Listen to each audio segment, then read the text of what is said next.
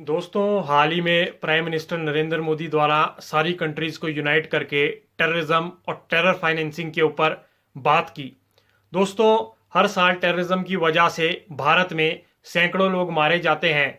अगर पिछले कुछ सालों का डाटा देखें तो साल 2017 में लगभग 465 लोगों की मौत हुई, साल 2016 में 466 और साल 2015 में 388।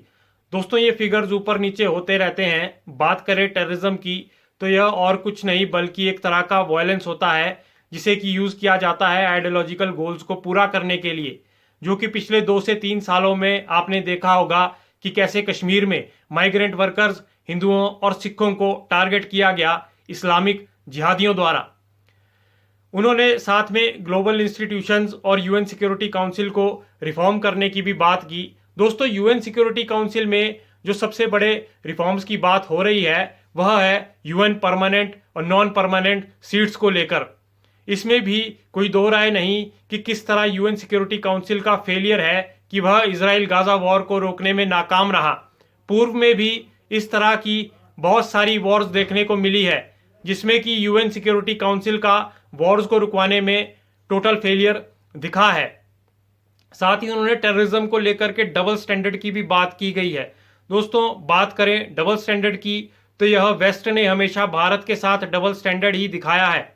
उदाहरण के तौर पे जब भारत में कनिष्का बॉम्बिंग अटैक हुआ जिसमें कि भारत की एयरलाइंस को बम से उड़ाया गया खालिस्तानी आतंकवादियों द्वारा, जो कि Montreal, London, Delhi, Mumbai route पर ऑपरेट करती थी।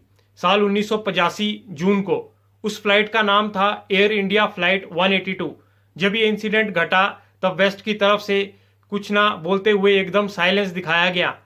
और यही टेररिज्म का अटैक जब यूएस पर हुआ तो ना केवल यूएस और वेस्टर्न कंट्रीज ने इस पर चुप्पी तोड़ी बल्कि रिटेलिएशन करते हुए यूएस ने अफगानिस्तान और मिडल ईस्टर्न कंट्रीज को इन्वेड किया। मैं बात कर रहा हूं 9/11 अटैक की।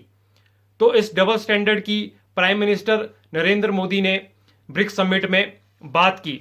साथ ही उन्होंने यूथ के प्रति जो रेडिकलाइजेशन बढ़ रहा है कंट्री में उसके ऊपर भी बात की। दोस्तों, जो वर्ड रेडिकल है वह किसी भी एक चीज के फंडामेंटल नेचर को दर्शाता है। यह एक तरह के लोगों में बिलीफ होता है जो कि कंप्लीट पॉलिटिकल और सोशल रिफॉर्म्स चाहता है। रेडिकलाइजेशन एक ऐसा स्थिति होती है जिसमें एक इंडिविजुअल लॉ अबाइडिंग सिटीजन से एक वायलेंट एक्सट्रीमिस्ट बन जाता है जो कि एंटी स्टेट काम करना शुरू कर देता है। यूएन की एक रिपोर्ट के मुताबिक भारत के केरला और कर्नाटका में एक सिग्निफिकेंट नंबर्स में इस्लामिक स्टेट और अलकायदा के मेंबर्स की मौजूदगी पाई गई है जो कि फ्यूचर में एंटी स्टेट काम करने की संभावना रख सकते थे। तो इसी रेडिकलाइजेशन को प्रिवेंट करने की प्राइम मिनिस्टर नरेंद्र मोदी ने ब्रिक्स समिट में बात की है। साथ ही उन्होंने रशिया यूक्रेन वॉर को रुकवाने में मदद भी की है। धन्यवाद।